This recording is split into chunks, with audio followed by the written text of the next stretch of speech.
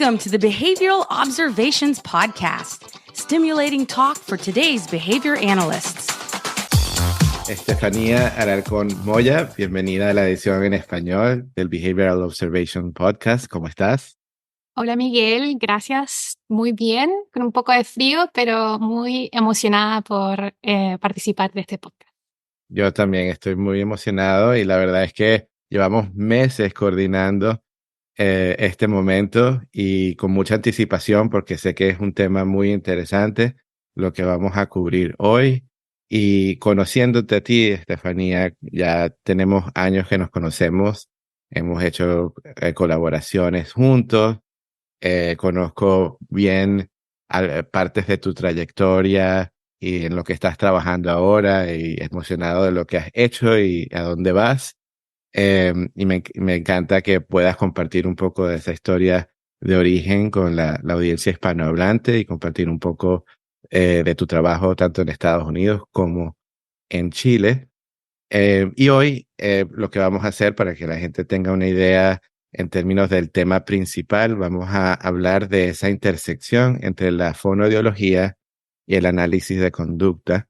Entonces vamos a ver cómo estas disciplinas se encuentran y, bueno, darles contexto a todas las personas desde lo que es la realidad latinoamericana, obviamente, pero como también te encuentras en Estados Unidos, pues ver y comparar quizás cómo es el panorama en ambos países. Así que te cedo la palabra, Estefanía, cuéntanos un poco de ti. Bueno, la razón del tópico es porque estoy como dentro de esos dos mundos. Yo soy originaria de Chile. Ahí, bueno, viví toda mi vida hasta hace unos 8, 7 años atrás que me mudé acá a Estados Unidos. Entonces, ahí fue donde yo comencé en el área principalmente de autismo, de trabajar en autismo o con personas con algún tipo de dificultad de comunicación, discapacidad. Y me gradué de fonoaudiología de la Universidad de Chile hace muchos años atrás. Y así fue como comencé a trabajando con esas mismas poblaciones. En algún momento intersecté o mi camino se cruzó con lo que es el análisis de la conducta. Am, Antes de entrar ahí, bueno, yo actualmente estoy en Estados Unidos, hace 7 años que vivo acá, trabajando, estudiando, terminando mi disertación. Soy estudiante de doctorado de Florida Tech, Florida Institute of Technology. Y me desempeño actualmente en áreas que están más relacionadas con el tema de la conducta verbal y me gusta mucho el tema de OBM, de Organizational Behavior Management, y cómo utilizar esas estrategias para formar a otros, para hacer coaching, y en general todo lo que tiene que ver con diseminar, ¿no? Enfocarse cómo preparar a estos agentes de cambio que terminan trabajando con las personas, con los estudiantes que tienen dificultades de comunicación, etc. Eso es como una introducción de quién soy y qué hago ahora. Ahora me salté harto entre medio. Está bien, bueno, dando unos pasitos atrás, ¿por qué no nos cuentas como fonoaudióloga en qué momento te topaste con el análisis conductual estando todavía en Chile? Sí, bueno, eso fue un tiempito luego de graduarme buscando como áreas en donde encontrar trabajo. O sea, fue algo muy instrumental al principio.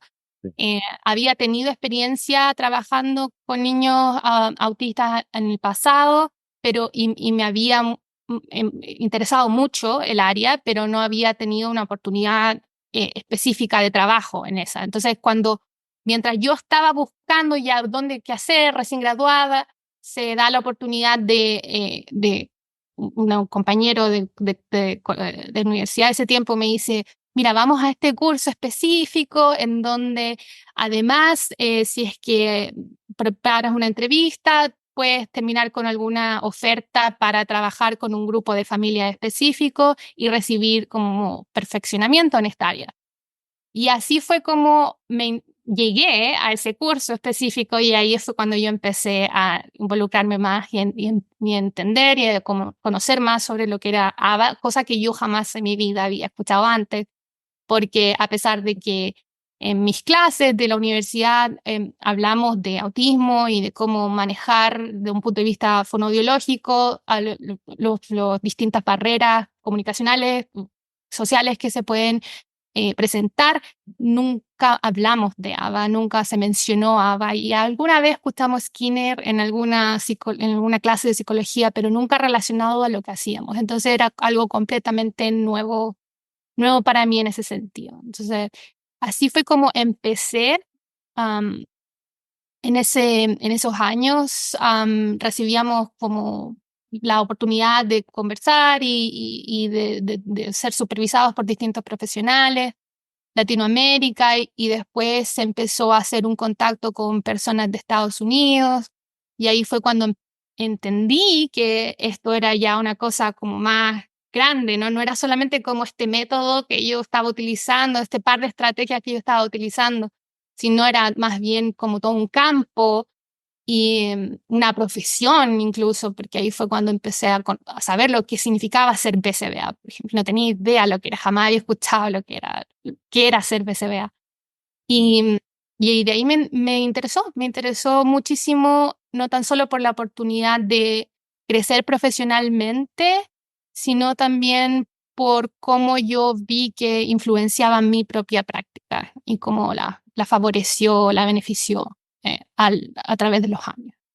Okay. Sí.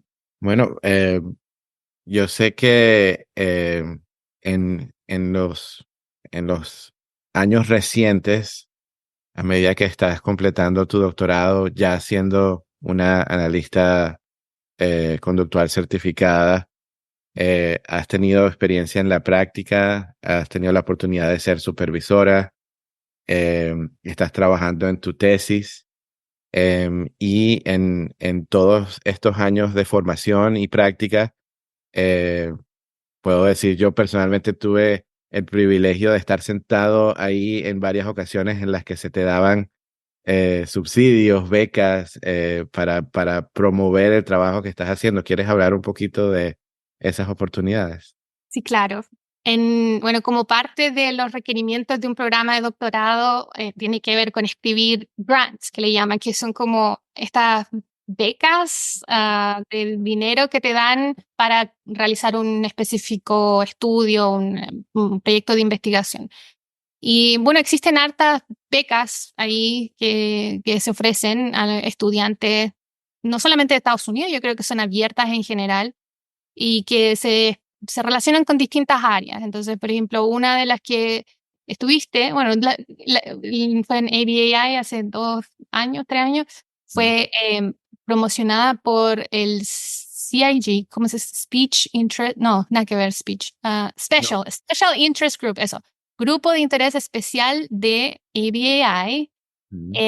que es de Speech Language Pathology, terapeuta de habla y lenguaje / PCBA, ¿no? Como ese grupo de interés en donde converge mucha gente tiene 2 certificaciones, es dually certified, como le dicen ellos, como tienen certificaciones del PI y PCBAs. Y el alcance de esa beca en específico era para financiar un proyecto, mi disertación, lo que actualmente estoy haciendo, que es un proyecto de enseñanza, preparar fonoaudiólogos en Chile en particular, para que puedan implementar distintas estrategias de enseñanza en mando. Entonces, esa es una, y cómo se relaciona con la misión de ese grupo en específico, fue una de las que yo decidí postular, y la otra también en FABA, el año pasado, fue para la misma disertación, que es una disertación bien cara, parece. Sé con los presupuestos tengo harto que invertir ahí, así que fue otra otra oportunidad para conseguir el financiamiento necesario para terminar mi disertación y poder tener los equipos suficientes para crear mi programa de preparación. Buenísimo. Y aprovechando que mencionas tu tesis y que te estás concentrando en aplicarla en Chile, em, te mudas a Estados Unidos y sigues tu carrera y sigues tu formación como analista de conducta, pero sigues conectada a Chile. ¿Puedes comentar un poco de cómo estás conectada con Chile y también desde tu punto de vista, cuál es el panorama chileno con respecto al análisis de conducta? Sí. Sí, bueno, antes también como clarificar un poco el por qué, bueno, tan solo porque soy chilena y de ahí me reconozco, o sea, yo veo las noticias chilenas, como que no me he agringado 100% y he olvidado de mis raíces, pero también tiene que ver como con la forma en que yo llegué a Estados Unidos, o sea, fue un periodo donde yo estaba buscando oportunidades para salir a estudiar al extranjero, porque en Chile no habían oportunidades para estudiar análisis de la conducta. Y en ese tiempo, mi supervisora, Penélope Johnson, que justo se había ido a vivir a Chile por una razón X, me dice, contacta a esta persona en tal universidad, porque yo he tenido contacto con él en el pasado y me han dicho, y me dio la impresión que quería como ayudar o hacer sponsor a alguien que le gustaría venir a estudiar, a alguien de Latinoamérica. Y esa persona era José Martínez Díaz, ¿no? José Martínez Díaz, que era director de la escuela de Florida Tech hasta hace 2 años que lamentablemente partió. Fue un momento bien difícil para todos, porque para quienes han escuchado sobre José, José es una persona que impactó en la vida de muchos de nosotros, incluida yo. Y como debido a ese origen o a esa historia, siempre voy a tener como esa misión, ¿no? De que yo llegué acá también con el apoyo de alguien que, entre comillas, me eligió, ¿no? Para poder llevar una misión. Y esa misión tiene que ver con diseminar habas, ¿no? José era muy apasionado por el campo y tenía esa misión de diseminar habas, especialmente también con esa conexión que sentía con Latinoamérica, porque él era originalmente cubano. Entonces, siempre me queda eso, ¿no? Que siempre quiero como traspasar y darle esa oportunidad a otros, la oportunidad que se me dio a mí, tratar de dársela a otras personas también. Esa es una de las razones por que sigo teniendo links y es algo que está dentro de mis prioridades. A pesar de que a veces tengo que hacer muchas otras cosas para los doctorados y yo ya estableciendo una vida acá en Estados Unidos, pero siempre teniendo como ese link con Chile y con Latinoamérica en general. Eso por un lado. Y ¿cómo es Chile? Esa era tu segunda parte de la pregunta. Ujú.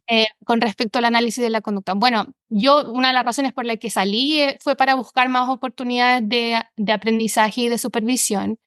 En Chile no hay lo que hay ahora. Yo te estoy hablando que esto pasó hace casi 10 años atrás o más de 10 años atrás. En ese momento era mucho menor que ahora. Con los años ha crecido la oportunidad y la demanda y la oferta han crecido. Entonces, hace 10 años atrás no había la oportunidad de estudiar en el país sobre ABA, no había la oportunidad de conseguir terapias realizadas o realizadas por profesionales que tuviesen las calificaciones necesarias para hacerlo de forma responsable. De hecho, la misma razón por la que se creó ese primer curso que yo te estaba hablando, donde yo me conocía, ese curso fue promocionado por un grupo de familias, ¿no? Fue un grupo de familias buscando entrenar personas para que pudiesen obtener la competencia suficiente, no solamente para trabajar con sus hijos, sino también para la comunidad, que existiera eso en Chile, ya que no existía hace 10 años atrás. No había una oportunidad para las familias que estaban buscando servicios o profesionales que sean cualificados en ABA. Y actualmente hay más oferta de profesionales, pero sí, sin embargo, obviamente queda muchísimo camino por recorrer. A diferencia de lo que yo he visto en otros países, cuando hablamos con distintos profesionales de Argentina, México, Colombia, creo que en especial en Chile no hay una hay algunos vestigios de historia, de investigaciones o aplicaciones del análisis aplicado a la conducta, pero hace muchísimo tiempo atrás, como basadas en las escuelas de psicología, quizás como más como dentro de ese nicho, pero es algo que, entre comillas, desapareció de la malla curricular de las carreras de psicología. Obviamente en fonoaudiología casi no se habla nada, o solamente se habla algo muy, muy pequeño, que es el condicionamiento operante o respondiente, que es lo que la mayoría de la gente conoce cuando hablamos de conductismo. Entonces no hubo un desarrollo del área muy potente como yo sí veo que existió en otros países de Latinoamérica. Y actualmente está creciendo el interés, y creo que se da particularmente en el área de los profesionales que trabajan con personas autistas o con algún tipo de dificultad al desarrollo, precisamente por esa evidencia, ¿no? Por esa lista de tratamientos, estrategias basadas en la evidencia de ABA que soportan la adquisición o la adquisición de cierta repertorio, habilidades comunicativas, etcétera, relacionadas con las barreras comunicativas sociales del autismo. Entonces, se da más en el contexto actualmente de profesionales que trabajan en esa área, y yo diría principalmente con fonoaudiólogos, como la mayoría, porque los fonoaudiólogos trabajan mucho con el tema comunicativo, entonces no es coincidencia que eso ocurra así. Entonces es más como del área de fonoaudiólogos que yo veo que hay hartos fonoaudiólogos en Chile que se interesan en saber más de ABA versus lo que uno esperaría en otros países que son predominantemente psicólogos. No sé si eso te da la impresión a ti, que has hablado con distintas personas de Latinoamérica. Sí, Pero no, eso es... totalmente, sí, de acuerdo, pues sería mi observación como mirándolo desde afuera. No soy oriundo de Chile, y he estado aprendiendo de Chile gracias a ti y a algunas de tus colegas, personas que he conocido también recientemente, que me están ofreciendo ese panorama, ¿no? Y sí, se ve que está en evolución, se ve que está, cuando lo comparas con la estructura, la infraestructura de análisis de conducta en Estados Unidos, otros países en los que ya lleva varios años y está más establecido, pues todavía hay mucho camino, como dices tú, mucho camino que recorrer. Y bueno, parte pues de nuestra labor también es apoyar esos esfuerzos, y empoderar a las personas que están en esos países para que puedan avanzar y establecerse y hacerlo también con lo que ellos mejor conocen, que es la realidad sociopolítica del país, los sistemas de salud, los sistemas de educación, etcétera, que son los espacios donde nos podemos ubicar y establecer, y ayuda como a forma sistémica que la profesión crezca y se establezca en cada país. Em, pero, pero bueno, sí, 100% de acuerdo, y me hace pensar también en una experiencia que tuve estando en Chile el año pasado, y yo venía de Estados Unidos viendo como en la conversación acerca de aquellas personas que tienen la certificación de fonoaudiólogos y de analistas de conducta, que muchas veces los llaman unicornios, ¿no? O sea, hay en el sentido de lo único, de los pocos que hay, eh, de lo especiales que pueden ser tener estos repertorios que vienen de estas ambas disciplinas. Eh, por ejemplo, en el caso de estos apoyos a personas con trastornos de desarrollo, personas con autismo, o autistas, que se pueden beneficiar mucho de las personas que traen consigo las experiencias y competencias de ambas disciplinas. Em, pero entonces, claro, cuando utilicé ese mismo término unicornio en Chile, sin ese contexto, eh, se interpretó de diferentes formas. Y me pareció muy chistoso porque tuve que aclararlo en algún momento. eh, y pues decir, mira, es un cumplido, viene de este lugar, no te estoy diciendo que, no sé, eres una cosa rara que, No que no existe. existe, ¿no? Sino decirte, no, más bien es una cosa bonita, pues, y más bien destaca el que tengas ambas competencias, por lo cual te llamamos unicornio. Pero bueno, entonces, ahorita vamos ya a entrar al tema principal de hoy, ya habiendo dado contexto de tu historia y cómo tienes esa experiencia como tanto como fonoaudióloga como analista de conducta. ¿Nos puedes compartir dónde crees que existe esa intersección entre ambas disciplinas? ¿Dónde se encuentran estas dos disciplinas? Em, bueno, tiene que ver con los, am, bueno, tiene que ver con aquellos repertorios con los que nos encargamos, ¿ya? Como con aquellas áreas específicas que intervenimos. O sea, hay un paper que yo quería citar que es como que fue realizado, un reporte realizado se está publicado en el BAI, pero fue publicado por una serie de SLPs, PCPAs, de unicornios Ujú, que están a favor de la colaboración entre estas dos disciplinas. Y quería explicarlo un poco desde el punto de vista que ellos plantean, en que primero partir explicando de que existe lo que es el área de competencia de una persona y el área de práctica de una persona, el alcance de práctica y alcance de competencia, ¿no? Y como ellos lo explican, en el alcance de la práctica, lo que vemos o lo que significa es lo que una persona puede hacer o está autorizado a hacer. Entonces, un fonoaudiólogo está autorizado, está preparado, tiene como la capacidad de hacer, por ejemplo, evaluaciones de lenguaje, de habla, intervenciones en esas áreas también, diagnósticos de habla, diagnósticos del lenguaje, y si es algo que está dentro de su alcance de práctica, ¿no? Como que como fonoaudiólogo no puedes hacer otras cosas que no están dentro de tu alcance de práctica legalmente, ¿no? Pero una cosa más bien a lo que uno está autorizado a hacer.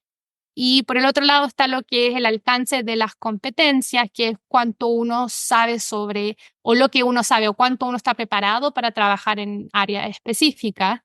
Y es ahí donde ellos tratan de definir de que el área de un fonoaudiólogo y el área de un analista de conducta tienen como una especie de superposición o sobrelapamiento, creo que es la palabra sobrelapamiento, de ambas, del alcance de práctica y el alcance de competencia, y que tiene que ver con el manejo, la evaluación y el manejo de aquellas dificultades relacionadas con la comunicación.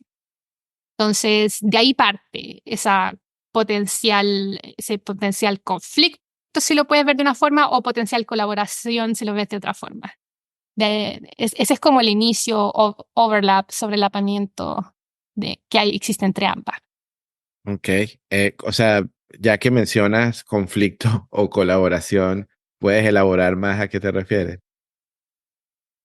Claro, me refiero principalmente a que cuando existe, bueno, relaciones humanas, ¿no? Como que cuando existe ese como roce profesional, pueden haber algunas dificultades que tienen que ver más con la práctica que con las disciplinas en sí mismas. Tienen que ver más con dificultades de los practicantes en colaborar entre sí y no necesariamente lineamientos que sean completamente opuestos o lineamientos que sean completamente incompatibles, sino en cómo saber colaborar en beneficio de la otra persona, y y muchas de esas como polémicas o esos rollos que pueden ocurrir, principalmente en Estados Unidos, porque es donde más existen analistas de conducta. En otros países no existen los analistas de conducta, entonces no hay un roce, pero como en Estados Unidos existen ambas profesiones de forma independiente, es más notable.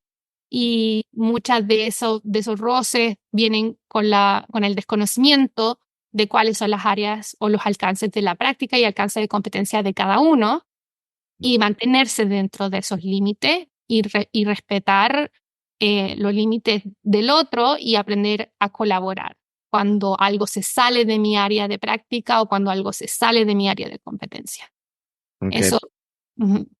entiendo. Entonces, lo que me viene a la cabeza es que pueden ser como territoriales, ¿no? O sea, que sean por un lado o por el otro este es mi espacio, no te metas en este espacio porque es lo que mi disciplina hace, en lugar de ver la oportunidad de cómo puedes complementar lo que yo hago y de dónde pueden hallarse colaboraciones, pero eso es asumiendo que sabes colaborar.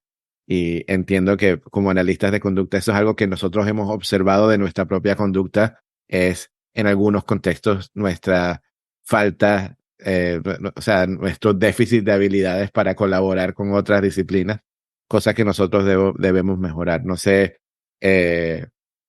si puedo hablar como desde el punto de vista del fonoaudiólogo, qué tan buenos son para colaborar en términos generales, aquí o allá, Estados Unidos, Latinoamérica. Mis experiencias han sido positivas, ¿no? Pero también yo creo que tiene mucho que ver con un poco de suerte y un poco de que tanto también se te invita a colaborar o estás imponiendo y metiéndote en espacios donde no eres bienvenido, ¿no? Pero bueno, también hablando de cómo coinciden estas disciplinas a nivel teórico, conceptual o investigación, ¿hay un lugar donde relevante que mencionar donde ellas se encuentran? Em, bueno, de los orígenes, hablar un poco de los orígenes Ujú. y, y también después voy a volver a ese punto que estabas hablando de la colaboración y lo que hace el analista de conducta y lo que hace el SLP, el fonoaudiólogo, porque hay algunas encuestas, investigaciones que se han hecho al respecto, pero Sí. primero hablando un poco de los orígenes, que los orígenes no son tan extremos, o sea, no partieron como dos cosas completamente distintas.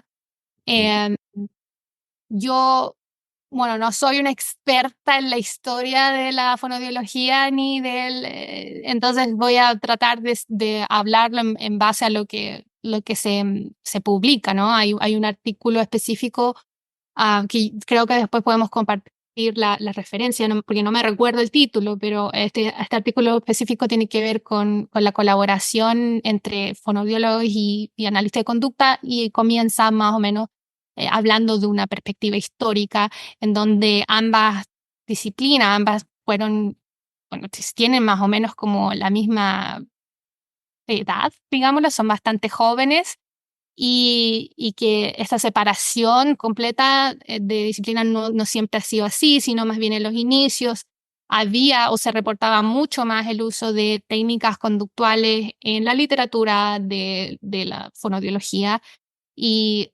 incluso fonoaudiólogos utilizaban estrategias técnicas basadas en el conductismo mucho más frecuentemente de lo que se hace ahora.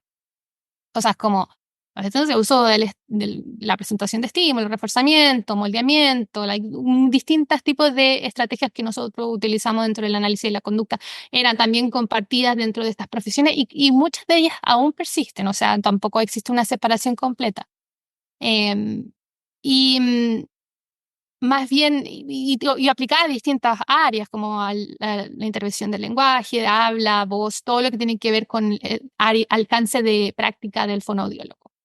Y acá viene un quiebre, yo creo que es más bien teórico, cuando empiezan a surgir modelos más relacionados como con no sé, la gramática generativa, la semántica generativa, como alrededor del mismo periodo, años finales de los 50, 70, 80, etcétera. Son procesos que toman décadas, no pasan de un día para el otro, pero son que al final terminan moviendo el área o las líneas de investigación del speech language pathology, de la fonología, hacia más estas nuevas corrientes y alejarse más de lo que es las líneas conductistas.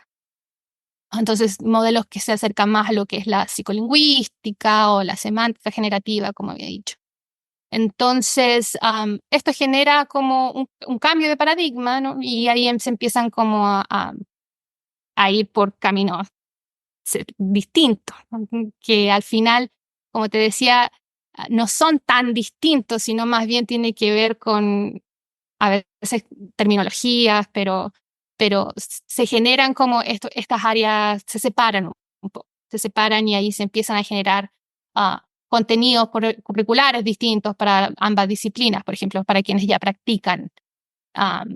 Y, y eso, pero ¿cuál sería el cambio? O sea, definirlo así como cuál es la diferencia entre el approach es bien difícil, o sea, porque obviamente es amplio, pero yo creo que tiene que ver más con, y que después lo puedo comentar, pero se ven también cuando se generan aplicaciones que combinan ambas estrategias, pero tiene que ver más como en la forma de adquisición, de cómo los procesos que están subyacentes en la adquisición del lenguaje o el aprendizaje del lenguaje, que al final son distintos y que por lo tanto generan distintas estrategias de enseñanza. Okay. Sí. Ok, entiendo. Ya que mencionaste que tenías pensamientos acerca de la colaboración, mejor colaboración, ¿quieres regresar a ese punto que querías hacer? O sea, bueno, primero como para terminar ese tema de Sí. de la división, yo creo que viene, tú me estabas hablando, yo no sé muy bien qué hacen los fonodiólogos, ¿verdad? Como analistas de conducta, por lo general tendemos a ser más cerrados o a hablar como en otro idioma, ¿no? Como que algunas cosas que nosotros mismos hemos identificado de nuestra forma de colaborar con otros profesionales. Ujú. Yo te quería mencionar, hay una encuesta publicada, creo que está publicada en algún lado de ASHA, de la Asociación de Speech, Hearing and Audiology de Estados Unidos, americana, en donde hacen esta encuesta a fonoaudiólogos, a analistas de conducta y a quienes tienen una certificación de ambas, ¿no? Como estos unicornios que estábamos conversando. Y lo interesante que yo encontré de ese artículo en específico es que te das cuenta que la dificultad de colaboración viene de ambos lados, no es solamente algo que los analistas de conducta hacen. Por ejemplo, la forma en que lo hicieron es que presentaban distintos escenarios a estos profesionales y después comparaban como la respuesta, ¿no? ¿Qué porcentaje respondió tal cosa y tal cosa? Uno de esos escenarios, por ejemplo, tenían que ver con, por ejemplo, para ver cuáles eran los límites de la competencia o de la práctica. Preguntaban cosas como, no sé, un niño con el que tú trabajas en una sala de clase tiene dificultades de comportamiento, por ejemplo, empieza a escupir en la sala de clase. ¿Qué harías? ¿Cómo lo evaluarías? ¿No? Y en esa pregunta, por ejemplo, que uno dice como analista de conducta, bueno, yo haría un análisis funcional, cosas de las que uno sabe y está preparado. Me llamó la atención que el 17%, solo el 17%, lo anoté como número de los fonoaudiólogos decían que lo referirían a otro profesional. Solo el 17%. Entonces ahí te das cuenta como que el traspaso de los límites de la práctica no es solamente de los analistas de conducta, sino también de los fonoaudiólogos en ese caso, porque claramente el trabajo o el manejo de un problema de comportamiento no está dentro del área de ni práctica ni competencia de un fonoaudiólogo. Versus otro, no sé cuánto porcentaje de fonoaudiólogos que la misma pregunta decían que, por ejemplo, utilizarían la evaluación funcional, cosa que nuevamente no está dentro de la competencia de un fonoaudiólogo. Y como decíamos, y eso también pasa de los analistas de conducta hacia los fonoaudiólogos, en el sentido de que en otra pregunta en este mismo cuestionario hablaban de un caso de un niño que tenía dificultades, por ejemplo, con sonidos del habla que podía repetir de forma aislada. Esto yo lo voy a decir tal cual estaba en el artículo y cualquier fonodiólogo que me esté escuchando va a decir, ya sé por qué preguntaron eso. Y es porque el escenario planteaba un niño que tenía dificultades para hablar, entre comillas, pero que podía repetir los sonidos de forma individual, las palabras de forma individual. Sin embargo, cuando lo hablaba, omitía algunos de estos sonidos o los cambiaba por otro. Entonces, un fonoaudiólogo con su formación puede pensar, ok, yo sé por qué eso podría pasar y por qué ocurre, versus una lista de conducta que no tiene formación porque no tenemos formación en cómo se desarrolla el habla y el lenguaje desde un punto de vista del desarrollo típico. Entonces, en esa misma pregunta, por ejemplo, también habían analistas de conducta que no todos los analistas de conducta pensaron en referir a un fonoaudiólogo en ese caso, como que había un número específico, no me acuerdo, como 40 o 50% de los analistas de conducta lo referirían a otro profesional. Y ahí te das cuenta que existe esa como que referir a otro profesional es un déficit de ambos, parece, de ambas áreas y no solamente del analista de conducta. Súper interesante. Bueno, y aprovecho esa transición para que nos hables un poco de qué tiene que ofrecer un analista de conducta a un fonoaudiólogo y después revertimos los roles que tiene un fonoaudiólogo que ofrecer a un analista de conducta. Acabas de mencionar análisis funcionales, ¿no? Cómo nosotros podemos hacer evaluaciones funcionales para tratar de entender el porqué de algunos problemas conductuales. También quizás desde la conducta verbal de Skinner, puedes también analizar el lenguaje de una forma funcional y pragmática. Entonces, yo viniendo del análisis de conducta es algo que me viene a la cabeza donde podemos compartir espacios con los fonoaudiólogos para estos propósitos de evaluaciones e intervenciones para promover habilidades comunicativas. Ahora, bien propiamente hablando, dado que tú estás en ambos campos, eh, ¿puedes elaborar un poco acerca de cómo un analista de conducta puede apoyar a un fonoaudiólogo y viceversa? Sí, o sea, primero déjame partir hablando sobre como cuáles son las áreas de competencia de cada uno. O sea, como ya había mencionado algunas, pero los fonoaudiólogos en general están entrenados y están también dentro de su parte práctica, de su área de alcance práctica, diagnosticar por específicos trastornos de habla y lenguaje, por ejemplo. Saben cómo ocurre el desarrollo de habla y lenguaje a través de la vida de una persona, ¿no? Saben cuáles son los hitos y qué se desarrolla primero, qué después, cuál es el orden, que son cosas importantes cuando uno está tratando de seleccionar objetivos.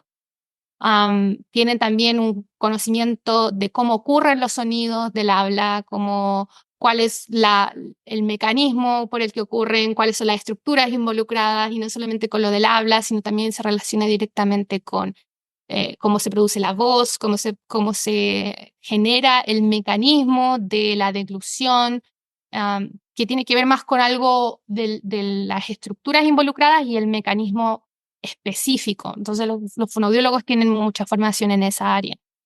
Y eso por un lado. Por otro lado, los analistas de conducta no tienen formación en esa área en específico, pero tienen formación en otro tipo de estrategias que podrían, de mi perspectiva, ayudar a generar planes, generar objetivos, generar intervenciones que puedan ayudar a las personas a conseguir metas relacionadas con las dificultades de la comunicación. Los analistas de conducta saben cómo operacionalizar comportamientos, por lo tanto saben cómo medirlos también, cómo monitorear los datos, cómo analizar el lenguaje, habla, no solamente de un punto de vista de forma, sino también de función, que el lenguaje, desde el punto de vista, por ejemplo, de las operantes verbales, ¿no? No solamente la topografía es importante en el análisis, sino también aquellas contingencias que promueven y mantienen ciertos repertorios verbales. El analista de conducta también sabe mucho de lo que es la motivación, ¿no? Y de las contingencias de reforzamiento naturales que mantienen los repertorios que estamos enseñando. El analista de conducta también es mucho más fluido, creo yo, y aquí, bueno, a lo mejor me voy a quemar con algunos fonodiólogos, pero creo yo que es más fluido en el estudio y de estos fenómenos de un punto de vista científico. A nosotros se nos enseña mucho sobre la metodología de diseño de caso único, ¿no? Entonces tenemos como una metodología para entender, para monitorear, para para analizar estos cambios o esta adquisición de repertorios que es mucho más, más metodológica, más sistemática. Y bueno, y hay hartas cosas, otras tecnologías. El hecho de que como analistas de conducta sabemos que tenemos una ciencia que nos permite aplicarlo para elaborar estrategias de enseñanza, que yo creo que es ahí donde es nuestra mayor fortaleza y donde podemos apoyar no solamente a los fonoaudiólogos, sino en general a cualquier otro profesional que trabaje con comportamiento humano.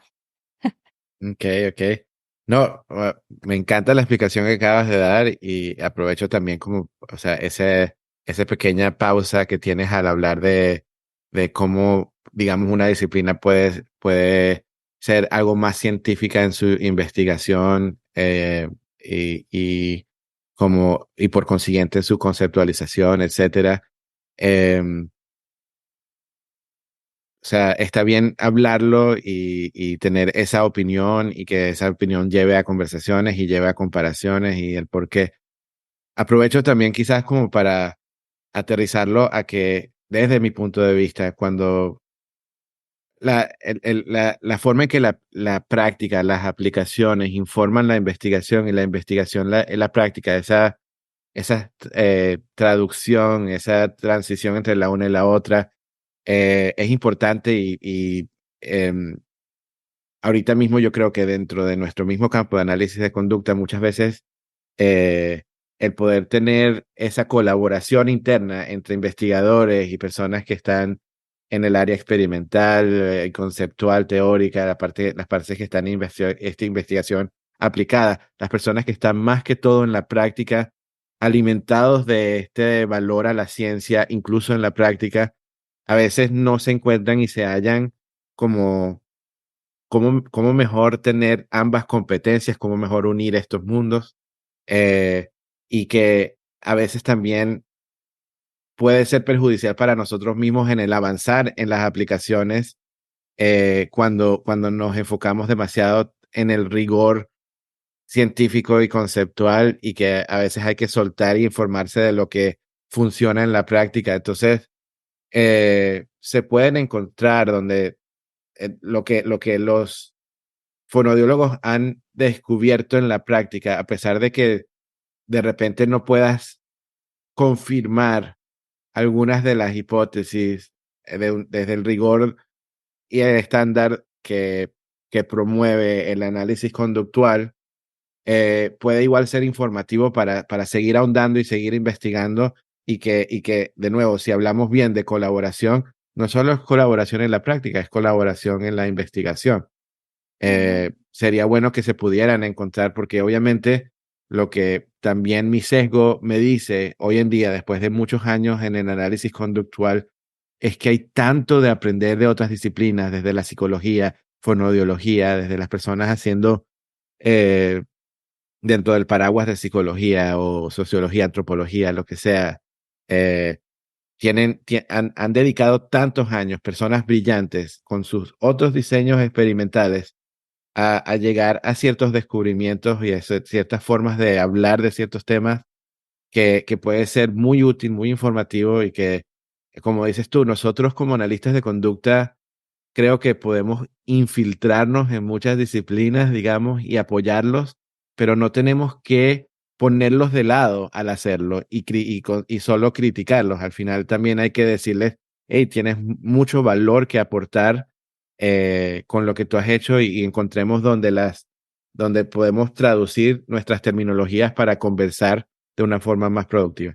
Bueno, disculpa la super tangente, pero yo creo que es un tema también que hay que poder conversarlo cuando uno tiene un poquito estás caminando en cáscaras de huevos con miedo a ofender a otros, pero que realmente no viene desde ese lugar. Tú eres tanto fonoaudióloga como analista de conducta y estás dando una observación válida y que podemos utilizar esa observación para ver cómo podemos apoyarnos. Muy bien. Eh, bueno, Estefanía, entonces, ¿qué más puedes hablarnos en términos, nos ibas diciendo de las competencias y el alcance que tiene un fonoaudiólogo? Hablaste un poquito de también algunas de las competencias que tiene un analista de conducta. ¿Hay algo más que quieras decir al respecto? Sí, y también puedo retomar un poco de lo que tú acababas de decir con respecto a la forma en que se analiza y se investiga sobre esto, cada uno desde su área. Y no tiene que ver tanto con algo que sea como intrínseco del análisis de la conducta o intrínseco de la fonoaudiología. Son más bien como sistemas que por lo general son más comunes y que yo creo que son complementarios. No sé, los analistas de conducta estamos muy acostumbrados a utilizar, por ejemplo, los diseños de caso único y por razones bien importantes que tiene que ver que cuando tratamos de estudiar el comportamiento queremos nos enfocamos también en estudiar la variabilidad individual, ¿no? Cómo cambia el comportamiento de forma individual, versus que quizá otras disciplinas favorecen más otro tipo de diseños, de estudio que pueden ser muy buenos también y que responden preguntas distintas, responden preguntas experimentales distintas. Yo creo, el consenso, por ejemplo, a partir de estos estudios, es que, bueno, el análisis de caso único, que todo esto no es exclusivo de ABA, o sea, existen publicaciones en otras áreas que utilizan el diseño de caso único. Es muy bueno para quien practica, para quien hace clínica, porque al final tú estás enfocado en medir los progresos de la persona con las que estás tratando, no estás comparándolo con un grupo X de personas. Estás siempre tratando de ver la evolución, el progreso en aquella habilidad de la persona específica con la que estás tratando.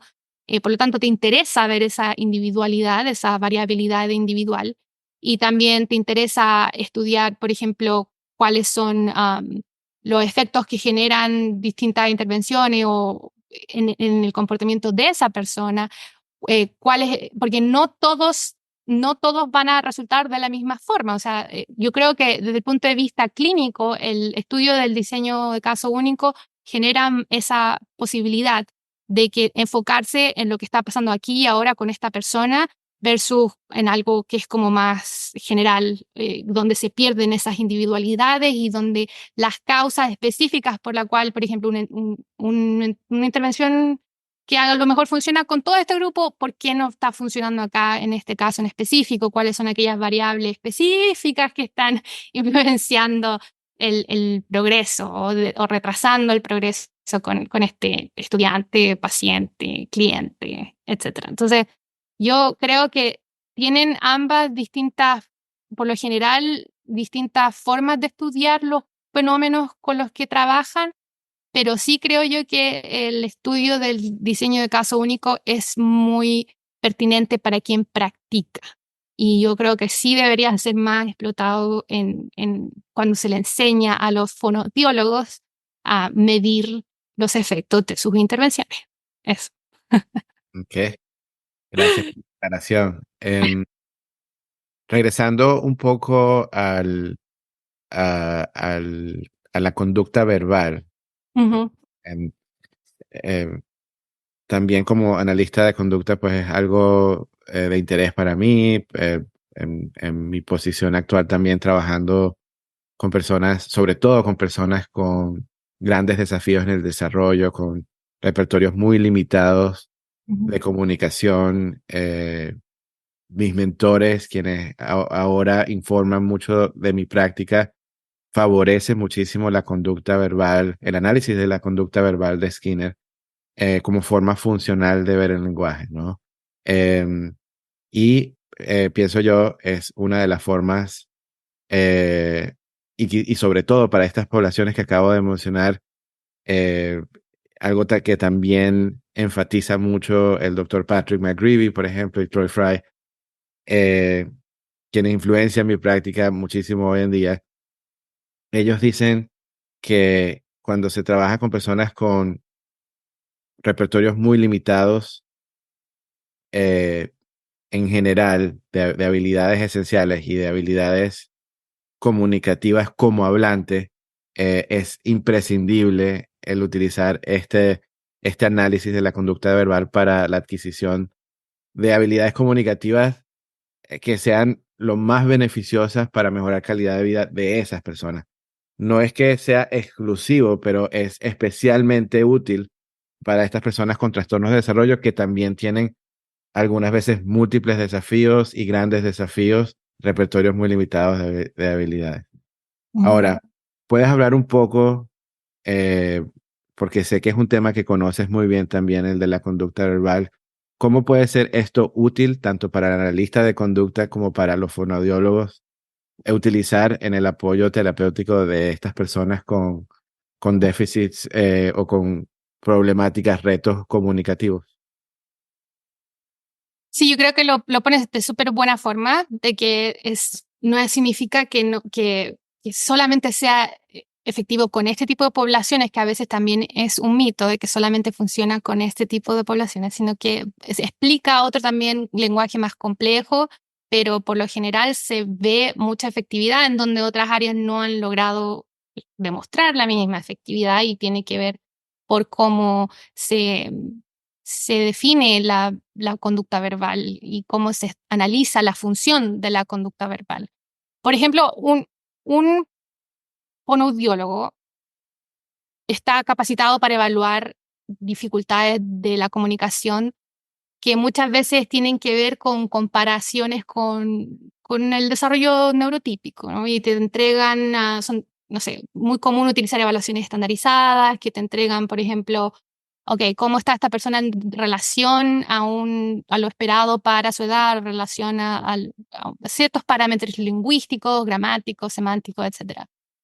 Em, y esto en base a lo que dice un artículo muy bueno que compartí contigo, que es el de Edge y Colegas, que también lo vamos a compartir como link, pero um, cómo el análisis funcional de la conducta informa no tan solo de los errores a nivel estructural o topográfico o de cómo se ve la respuesta, sino más bien aquellas contingencias que no están presentes contingencias actuales que en donde emerge y se mantienen estos repertorios verbales. Y entonces no es tan solo como, ok, ¿cuál es el error a nivel de lo que la persona está diciendo, sino también entender lo que ocurre dentro de un contexto, dentro de contingencias específicas? Entonces, eso es lo que yo creo que se adquiere al conocer y entender más sobre el análisis funcional de la conducta del que conocemos más tradicionalmente, ya propuesto hace muchísimas décadas atrás por Skinner.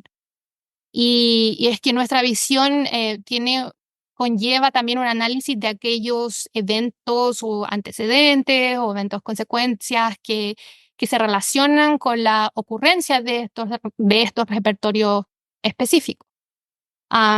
Por ejemplo, así como un ejemplo más concreto que se me ocurre dar, los fonoaudiólogos, por ejemplo, muchas veces se enfocan en ampliar la longitud de la frase en la que hablan los estudiantes. Por ejemplo, un objetivo muy común que yo he visto es cuando los niños empiezan a pedir por cosas, no sé, perro, agua, qué sé yo, y tratamos como de aumentar la longitud de la frase a que diga yo quiero agua o yo quiero salir, yo quiero la galleta de chocolate, como ampliar la longitud de la frase como un objetivo específico. Entonces, desde el punto de vista del análisis de la conducta, uno puede planificar cuáles son aquellas contingencias que se necesitan diseñar para poder promover, por ejemplo, un repertorio más complejo lingüístico y que si no se ven o no se solucionan,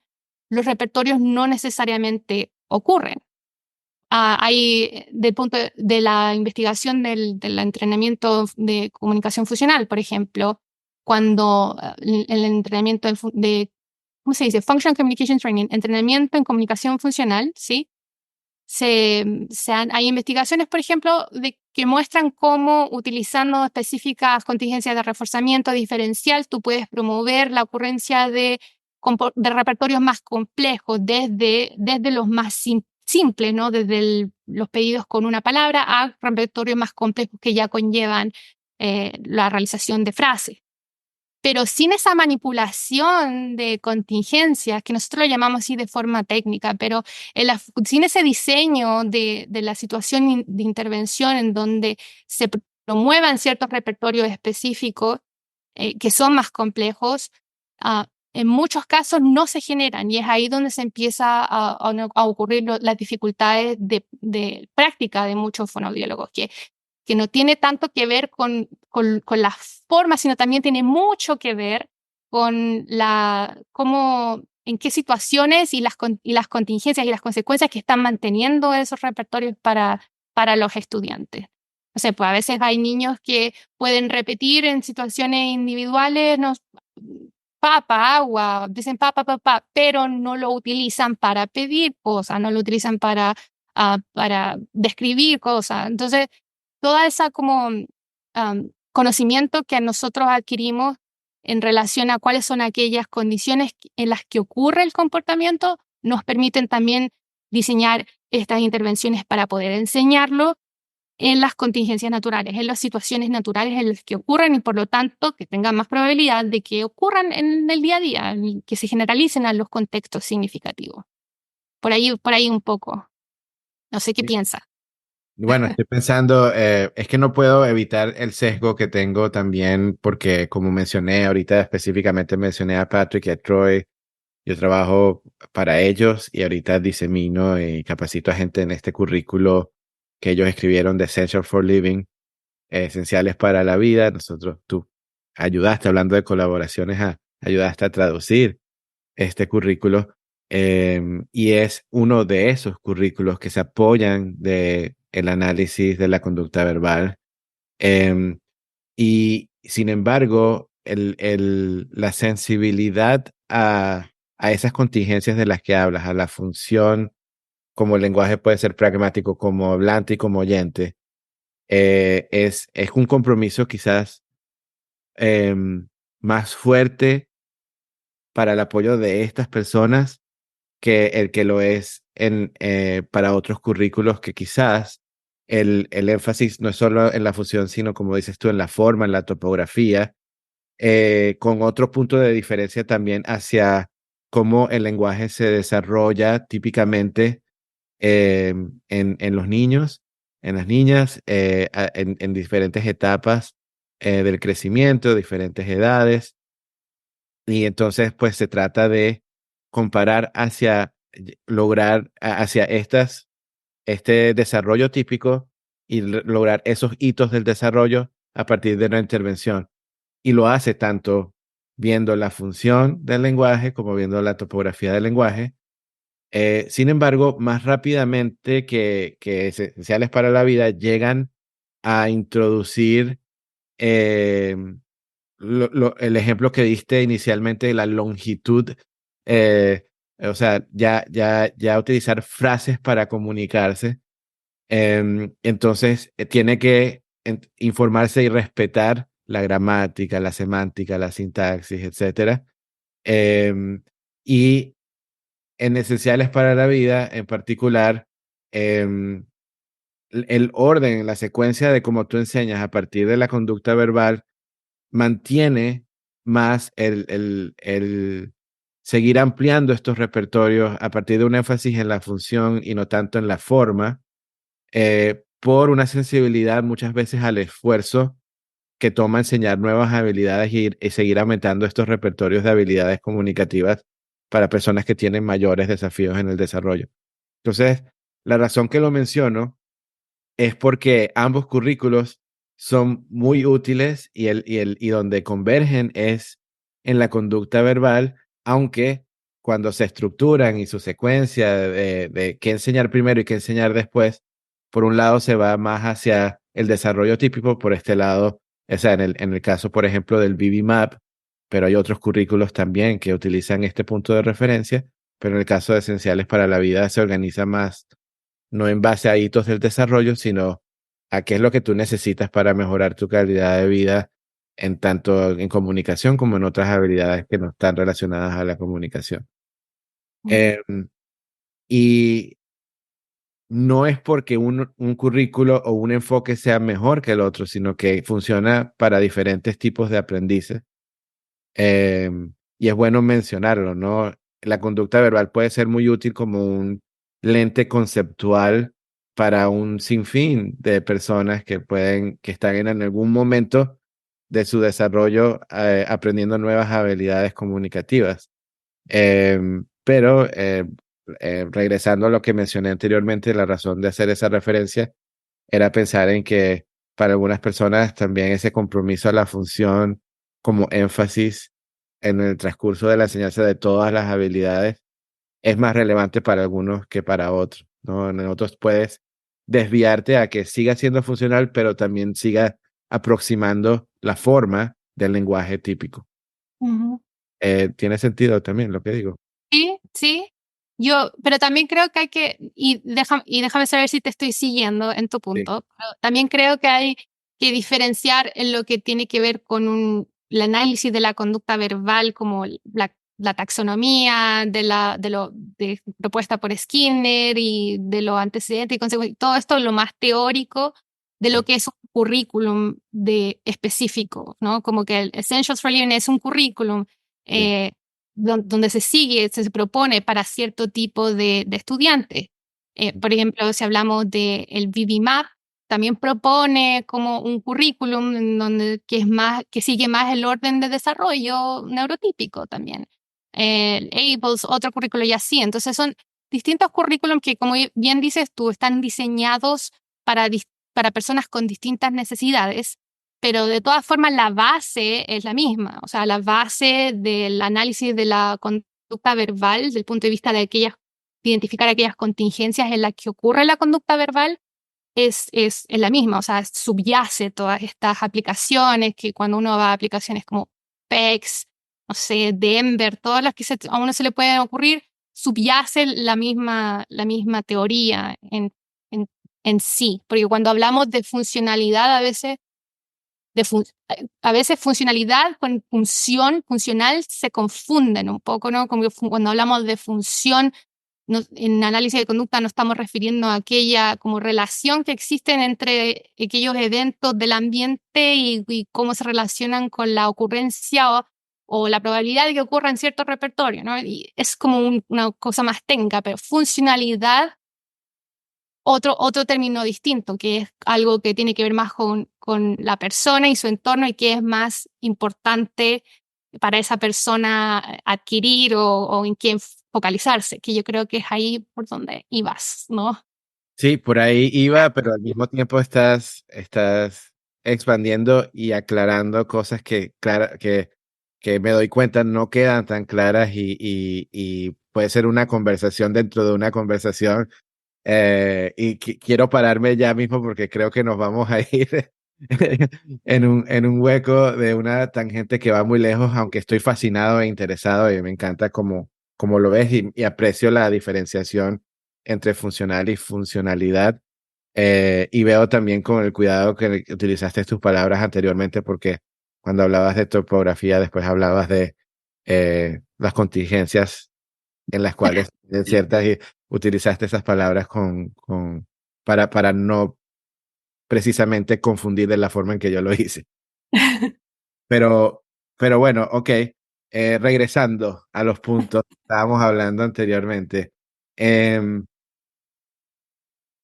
Creo que haría falta también hablar un poco más de cómo el fonoaudiólogo desde su conceptualización y aplicación de las cosas aporta al analista de conducta o practica de una forma que puede beneficiar a quienes están en el espacio de análisis de conducta.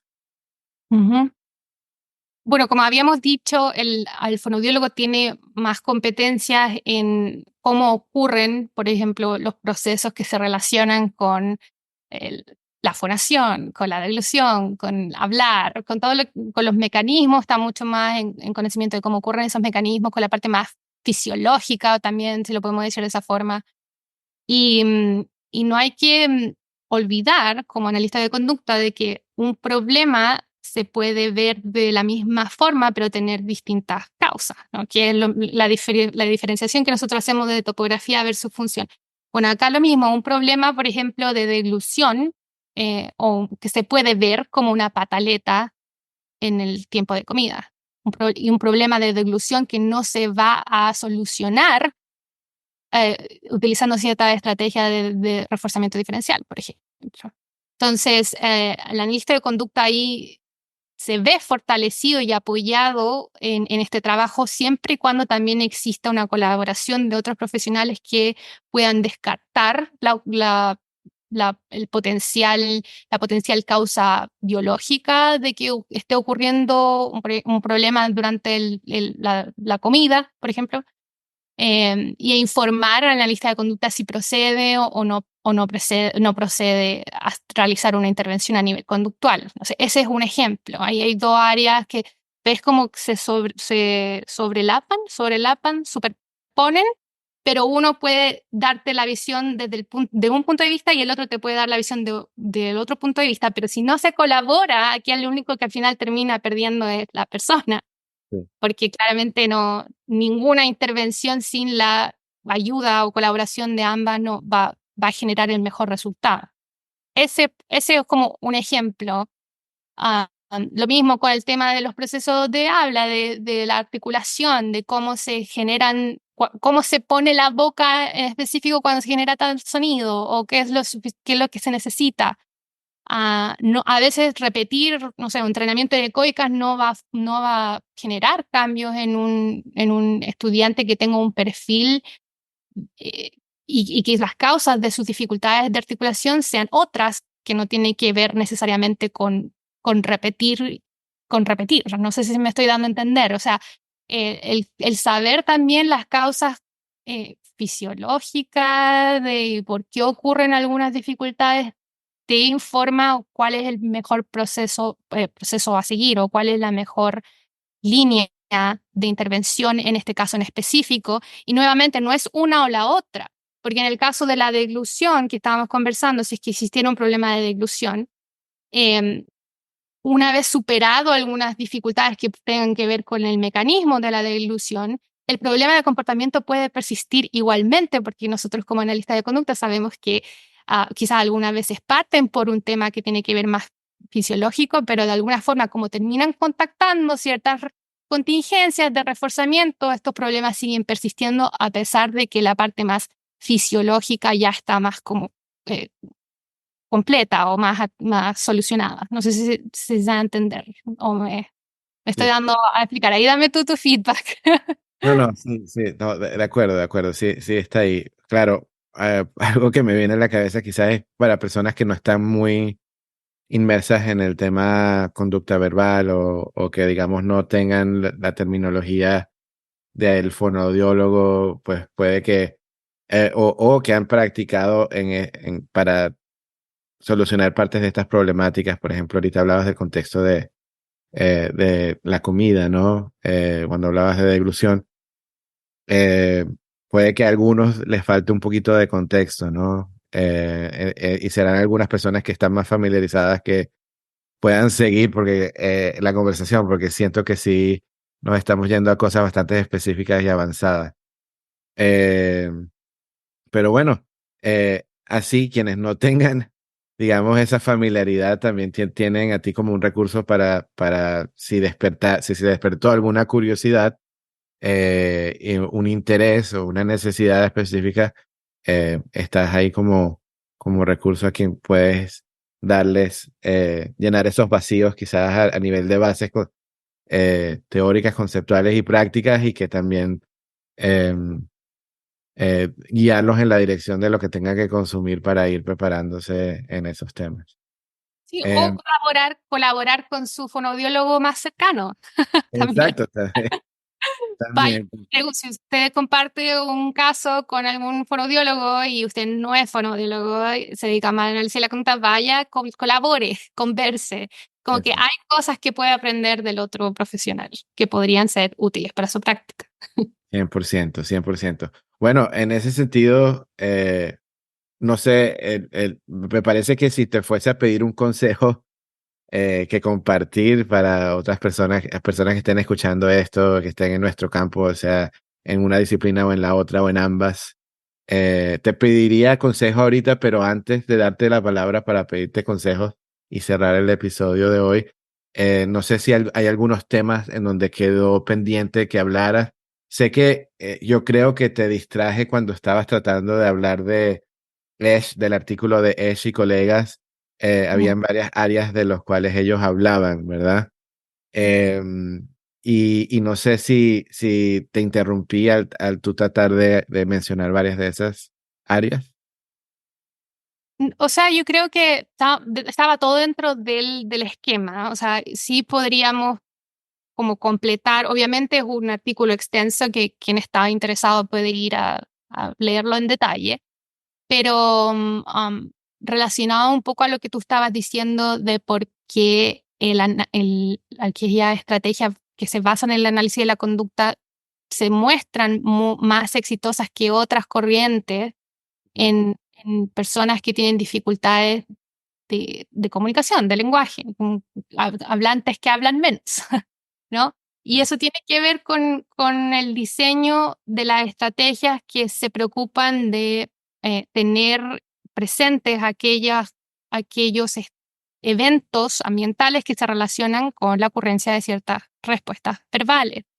Dar un ejemplo como los mandos que estábamos conversando, que la importancia de crear la motivación dentro de la enseñanza de los pedidos, cuando a alguien se le está enseñando a pedir, a utilizar la comunicación de forma que lo beneficia directamente, cuál es la importancia de, por ejemplo, generar motivación, cuál es la importancia de incluir ayudas, cuál es la importancia de desvanecer esas ayudas, cuál es la importancia de que el reforzamiento o aquellas consecuencias que van a mantener ese repertorio sean específicas al mando, al pedido en específico. Ah, entonces, ese análisis que hace Skinner de la conducta verbal, de cuáles son aquellos antecedentes y consecuencias, al final generan la posibilidad de crear esta tecnología que enseña el repertorio verbal bajo aquellos eventos que lo promueven. Los mandos es un caso, pero los tactos también es otro caso, como enseñar a las personas a nombrar cosas de su ambiente, ¿verdad? Por ejemplo, creo yo que hay una línea muy interesante ahí de investigación de cómo enseñar a las personas a nombrar sensaciones, cosas que no se ven, que yo creo que ahí es, yo no lo había visto en mi carrera de fonoaudióloga y creo que la razón por la que no vi esas aplicaciones es porque se nacen o se derivan a partir del análisis de la conducta y tiene que ver con cuáles son aquellos eventos antecedentes, por ejemplo, cuando uno está nombrando algo que no ve, ¿no? Con lo que tiene que ver con algo que no es verbal, un estímulo que no es verbal, un estímulo que en este caso yo estaba hablando de sensaciones que ni siquiera es visual. Entonces, ¿cómo le enseñas a una persona a nombrar emociones? ¿Cómo le enseñas a una persona a nombrar sensaciones importantes, ¿no? Como me duele algo, me duele la cabeza, me duele la mano, o tengo el pantalón mojado, ¿no? Cosas que son muy funcionales, como decías tú, término funcional, de funcionalidad para la persona, pero que se logran haciendo estas sesiones o programando de una forma que estén los estímulos relevantes presentes. Y hay algunos estudios ahí que han tratado de enseñar esta habilidad tan difícil que cuesta mucho que cuesta aún más con personas que tienen dificultades o no tienen un lenguaje más complejo, um, y cómo poder enseñarlas de forma efectiva sin que no sea una cosa de repetición, ¿no? Cómo generar un aprendizaje más generativo. No sé, por ejemplo, iba a mencionar uno de los estudios que a mí más me gustó en esta área, es cómo le enseñan a un grupo de niños a tactar, a nombrar distintas sensaciones en distintas partes del cuerpo, como por ejemplo, esto está mojado, o esto es rugoso, esto es duro, y cómo utilizan, porque esto todo se deriva del análisis de la conducta de Skinner, cómo utilizan, por ejemplo, cómo logran que otros estímulos, por ejemplo, el estímulo visual, no interfiera con el aprendizaje de estos tactos en específico, porque estos tactos, para que estén bajo el control de estímulo específico, necesita que esté bajo el control de la sensación. Entonces, en este estudio como que hablan un poco de cómo eliminar esas variables para que no haya un control visual de que yo estoy viendo algo que muchos de nuestros estudiantes tienen esas dificultades de aprender cierto repertorio bajo de memoria, y que nosotros le llamamos como un problema de control de estímulo, ¿no? Entonces, ¿cómo enseñar estas habilidades bajo el control de estímulo que realmente debería ocurrir y cómo reforzarlas y cómo generalizarlas? Entonces, yo creo que ahí hay una gran área de oportunidad para los fonoaudiólogos de enseñar no tan solo a través del lenguaje, que es lo que hacen fonoaudiólogos, sino a través de la manipulación de las contingencias, ¿no? Que hay donde los estudiantes que tienen más dificultades del lenguaje necesitan más ese aprendizaje en relación a las contingencias, y no tanto porque el aprendizaje basado más como en el lenguaje les va a ser más difícil. No sé si quieres redondear esa idea. Sí me di a entender, pero creo que ese aprendizaje basado en las contingencias es lo que también fortalece nuestro trabajo con personas que tienen más dificultades del lenguaje, y que no es solamente con este tipo de población. Esto también te podría dar otro escenario en otros tipos de poblaciones. Pero eso como para cerrar el tema de aplicaciones de la conducta verbal que pueden ser importantes para la práctica del fonoaudiólogo. Y lo último también la importancia que tiene que ver con de los problemas de conducta dentro y que cómo pueden interferir dentro del aprendizaje o dentro dentro de las intervenciones cuando no sabes manejarlos, o cuando no conoces o no tienes las herramientas para poder manejarlos, cómo esto al final terminan siendo barreras de aprendizaje, y cómo ahí el analista de conducta tiene mucho que decir y aportar, no solamente al fonoaudiólogo, sino a otras profesiones también. Ok. Em, no te voy a, no te voy a llevar a este tema para que profundices, porque creo que también puede ser otro episodio, Sí. pero mientras hablabas de la conducta verbal, y su potencial y digamos, cómo se puede seguir investigando colaborativamente con respecto a algunas de esas, eh, el uso en contexto de cierto lenguaje verbal. O sea, el ejemplo de hablar de ciertas sensaciones, emociones, yo me fui a pensar a lo que nosotros llamamos eventos privados, ¿no? Entonces el lenguaje verbal privado y esa interacción de lo privado y lo público, utilizando el mismo marco conceptual de conducta verbal. Ahí también pensaba yo en un grande potencial, ¿no? Y que ya está siendo explotado, y que ya hay tecnologías, y que ya hay investigación en esos temas, y que yo también quizás se me ocurría mientras ibas hablando que ahí también un fonoaudiólogo y un analista de conducta podrían coexistir, ¿no? Sí. Pero como te decía, ese sería otro rabbit hole, ¿no? Nos meteríamos otra vez a profundizar mucho de un tema que es difícil resumir, pero sin embargo es interesante y podría ser el motivo eh, de futuros podcasts. Pero bueno, ¿hay algo más que quieras compartir dentro del contexto de esa intersección entre ambas disciplinas, o crees que cubrimos la mayoría de lo que querías diseminar hoy? Yo creo que tienes razón en decir que podríamos continuar mucho rato más, que es bueno dejar la oportunidad para seguir complementando, profundizando en relación a ciertos temas específicos con la conducta verbal, de distintas aplicaciones de la conducta verbal, cómo interfieren los problemas de aprendizaje, o sea, de problemas de comportamiento en el aprendizaje, cómo la visión del analista de conducta, que es más desde un punto de vista de función, ¿no? Y de reemplazo de estos problemas de comportamiento, pueden favorecer distintas áreas y así. Así que sí encuentro que es como un rabbit hole, como estabas diciendo tú, pero creo que igual logramos dar como una generalidad, ¿no? Y con eso me siento tranquila.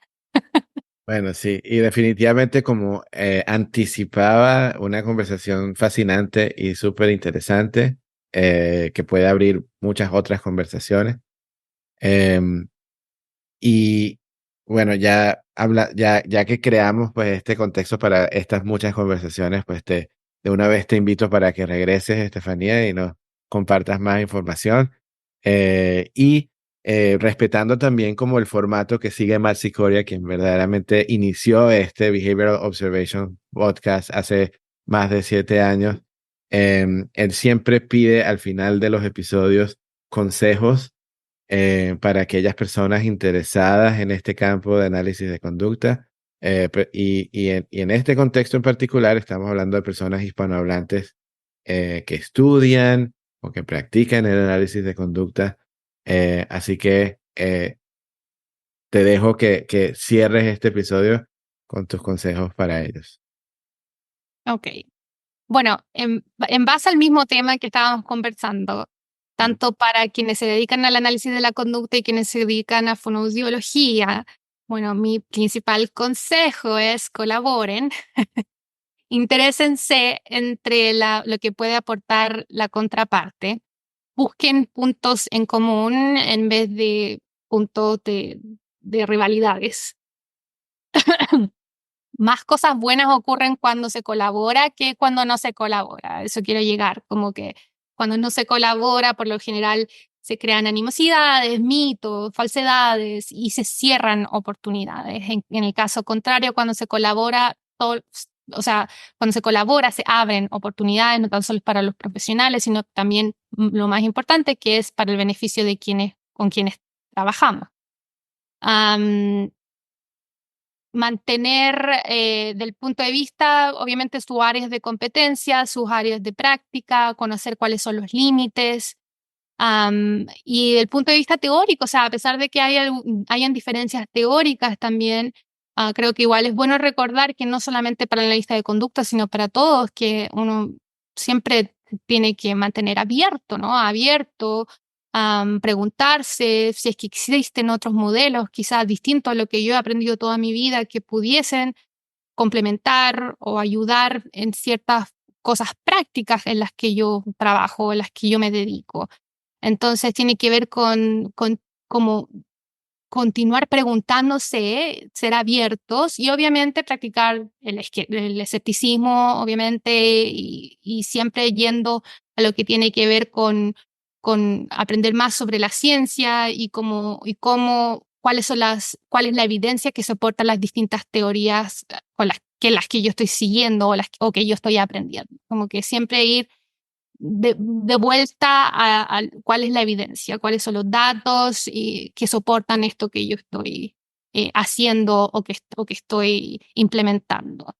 Así que ese es otro consejo, como aprendan más sobre ciencia, como tú hablabas un poco de la desconexión que existe entre la parte más experimental y la parte más aplicada y ya lo que es la práctica práctica. Y sí, existe esa conexión, sin embargo, igual es bueno que tanto practicantes, por lo tanto, es bueno que practicantes y quienes trabajan más la parte de investigación mantengan esas puertas abiertas de comunicación. Creo yo que desde el punto de vista de practicantes, que es la mayoría de nosotros, es bueno siempre ir de vuelta a los principios, es siempre bueno adquirir competencias en entender cómo ocurre un estudio, por ejemplo, qué significa que una intervención sea basada en la evidencia y fomentar en la práctica algunas componentes que a lo mejor muchas veces los relacionamos simplemente con un experimento, con algo más controlado, como por ejemplo la toma de datos o todo lo que tiene que ver con el análisis visual, que es muy importante y que también es una práctica que deriva directamente de nuestra forma en cómo estudiamos el comportamiento, que son cosas que no se deben perder en la práctica. Y cómo tomamos medidas de confiabilidad, ¿verdad? Y cómo nos aseguramos de que las mediciones que hacemos sean confiables, cómo nos aseguramos de que los procedimientos que implementamos los estemos implementando de forma correcta. Entonces, al practicante no olvidar que esos componentes que muchas veces no los tomamos en cuenta porque pensamos que vienen más como de la parte investigativa y que hacemos esa separación que no deberíamos hacer, que no los dejen de lado, son importantes. O sea, nosotros trabajamos con aplicaciones y una parte muy, muy importante de la efectividad de nuestras aplicaciones tiene que ver con el monitoreo de datos. Por lo tanto, es algo que, a pesar de que yo voy a la práctica, no puedo dejar de hacer porque de mi punto de vista, deja de ser prácticas basadas en la evidencia cuando uno empieza a cortar aquellas cosas que me imagino que solamente ocurren en el estudio. No, también tienen que ocurrir en la práctica.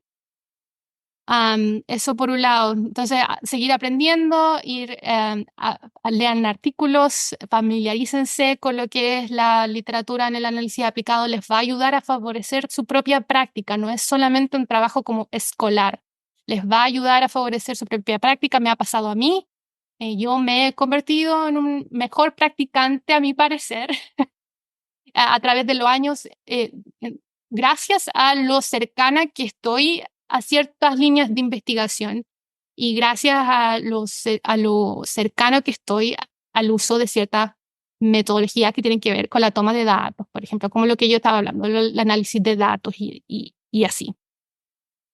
Así que eso.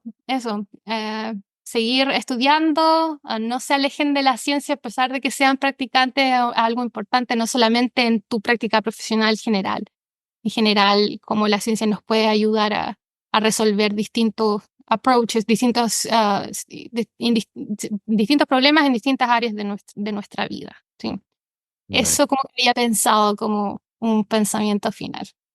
Bueno, gracias, Estefanía. Sabios consejos, de verdad. Y me haces pensar, obviamente, en lo personal, mientras te escucho, pienso que no solo estoy de acuerdo, sino yo creo que practico activamente como una acción informada por mis valores, el tratar de lograr eso, ¿no? El mantener conocimiento y seguir, o sea, seguir aprendiendo, manteniendo ese compromiso a ser un practicante, como también estar en contacto con las investigaciones más actuales, con los recursos y conocimientos más actuales, y admitiendo también que muchas veces se siente algo agobiante porque hay tanta información. Hay tanto que aprender, y entonces también parte de mí es aceptar que nunca voy a llegar ahí, que siempre nunca voy a alcanzar el tener toda la información necesaria, sino siempre voy a estar aprendiendo nueva información. Entonces darse permiso, pero no dejar de buscar llenar estos vacíos con nueva y mejor información y mejores conocimientos, mientras, como dices tú, colaboramos y lo que también puede que lo haga interesante y fascinante, pero también agobiante, es que lo hacemos no solamente consumiendo la vasta información que existe en el análisis de conducta, pero también abriéndonos a la información valiosa que existe fuera del análisis de conducta, pero con tal de que sigamos haciéndolo con esta disposición, yo creo que somos mejores por eso. Así que aprecio mucho que hayas dado esos consejos. Estefanía, de nuevo, invitada de nuevo a volver al podcast cuando quieras y hablar de todos estos subtemas que surgieron hoy o lo que quieras hablar. Tienes mucha, como mencionaba anteriormente, mucha experiencia, mucho conocimiento y cosas que serían de gran valor para nuestros compañeros hispanohablantes que escuchan el podcast. Así que gracias. Lo bueno se hace esperar. Esperamos meses para poder sentarnos a grabar. Y valió la pena, excedió mis expectativas, así que te doy las gracias una vez más. Gracias a ti, Miguel. También muchas gracias a todos quienes llegaron a este punto del podcast. Yo todo lo que compartí acá lo hago con mucha humildad y agradezco la oportunidad que me diste y la confianza de venir acá a participar de este proyecto que yo sé que también es muy importante para ti. Así que muchas gracias, Miguel. Gracias, un placer y bueno, hasta pronto y que tengas un buen día, ¿ok? Buen día. Thank you for listening to the Behavioral Observations Podcast with Matt Sikoria. You can find Matt's notes on this episode at www.behavioralobservations.com. We also invite you to stay connected with us on Facebook at facebook.com/behavioral observations and on Twitter at Behavior Podcast.